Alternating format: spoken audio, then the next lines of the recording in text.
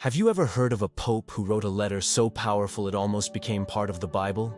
Today, we're diving into the remarkable story of Saint Clement I, the third successor of Peter, who faced persecution, defended the unity of the Church, and left an eternal legacy with his letter to the Corinthians.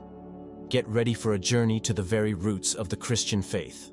Saint Clement I, also known as Clement of Rome, was the third successor of the Apostle Peter as Bishop of Rome, thus holding a crucial role in the foundational period of the Christian Church.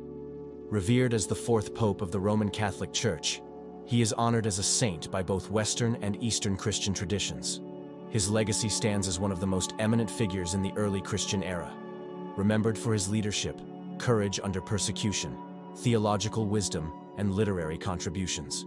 In this video, we will delve deeply into his life story, his pastoral mission, his influential letter to the Corinthians, the turbulent historical backdrop of his ministry, his martyrdom, and his lasting imprint on Christianity through the ages.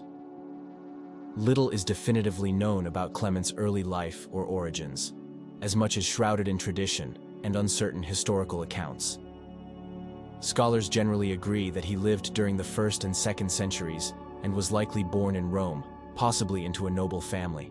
Some ancient writings suggest he may have been related to the imperial Flavian dynasty, though modern historians approach this claim with caution due to a lack of contemporary evidence.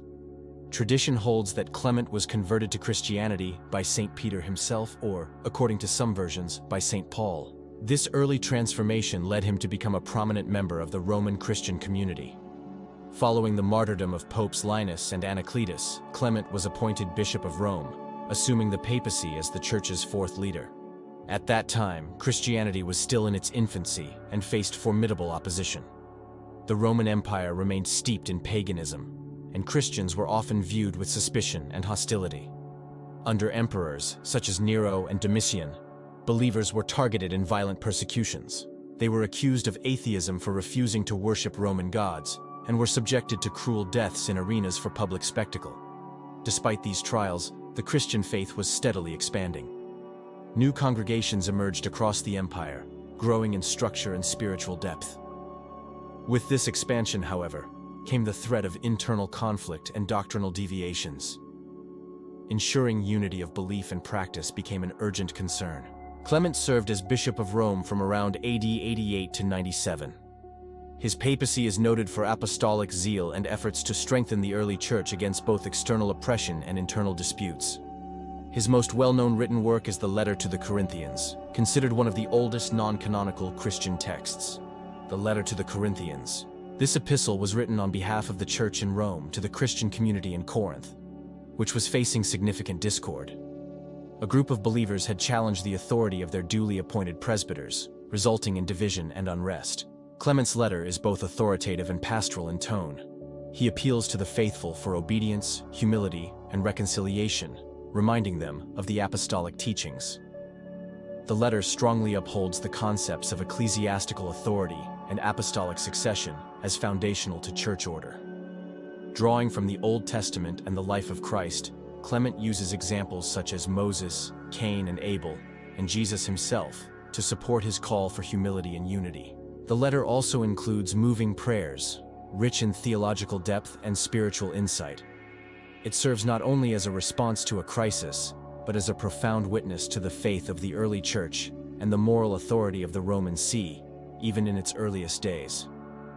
Dated around the year 96, this letter is the oldest surviving Christian document outside the New Testament. It was so revered that it was read publicly during liturgical services alongside Scripture, and some early Christians even considered it for inclusion in the biblical canon. The document is also significant for what it reveals about Rome's early leadership among the Christian communities, a precursor to the later clearly defined primacy of the Bishop of Rome. Saint Clement is regarded as one of the Apostolic Fathers, a term used to describe church leaders who personally knew or were directly taught by the apostles.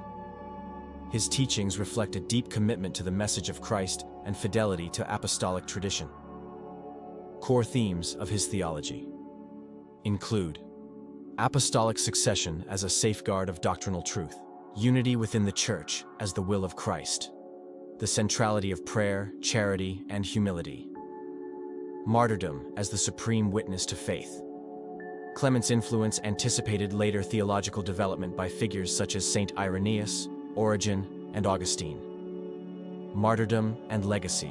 Tradition holds that during Emperor Trajan's rule, Clement was exiled to the mines in Crimea due to his faith. Even in forced labor, he continued to minister to his fellow prisoners, offering spiritual guidance and converting many non-believers. His evangelistic activity drew the ire of the authorities, and he was sentenced to death. According to legend, he was bound to an iron anchor and thrown into the Black Sea around the year 97. Centuries later, in the 9th century, the missionary brothers Saints Cyril and Methodius are said to have recovered his relics. These were brought to Rome and interred in the Basilica of San Clemente, one of the city's most significant pilgrimage sites. This basilica, with its layered architecture from the 12th century down to the 1st century Roman house, believed linked to Clement, is a striking symbol of the continuity of Christian faith across time. Clement's memory endures in the writings of early Christian scholars such as Eusebius, Origen, Saint Jerome, and Saint Irenaeus, who testified that Clement had seen the apostles, and that his teachings still echoed in the hearts of believers. He is also venerated by the Eastern Orthodox Church as a martyr and bishop. In Byzantine liturgy, Clement is commemorated as a faithful shepherd and witness of the faith. Saint Clement, in our time. Today, Saint Clement I remains an inspiring model of pastoral leadership and doctrinal integrity. His example speaks powerfully to those called to serve the Church with humility, conviction, and love. His letter continues to be studied not just as a historical artifact, but as a spiritual treasure. The Basilica of San Clemente in Rome stands as a living monument to the endurance of apostolic tradition. Furthermore, Clement's name is remembered during the Roman Canon, the first Eucharistic prayer of the Mass, alongside other martyr popes like Linus, Cletus, Sixtus, and Cornelius. Conclusion. Saint Clement the Firm is a radiant example of holiness, fidelity to apostolic teachings, and steadfast Christian witness. As the 4th Bishop of Rome, he formed a vital bridge between the apostles and the emerging church. His letter to the Corinthians remains a valuable source of spiritual and theological insight, reinforcing the importance of unity, obedience, and faithfulness. In an age of uncertainty and trial, Clement stood firm, guiding the church with grace, correcting with charity, and giving his life for the gospel.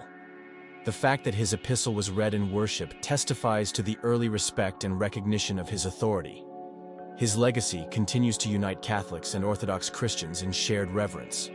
In our own time, Saint Clement challenges us to remain faithful to tradition, humble in service, and bold in bearing witness. If this story has touched your heart, don't forget to like this video, subscribe to our channel, and hit the notification bell. Share this message with someone who needs to learn about Saint Clement I. May his life and legacy continue to illuminate our path in faith.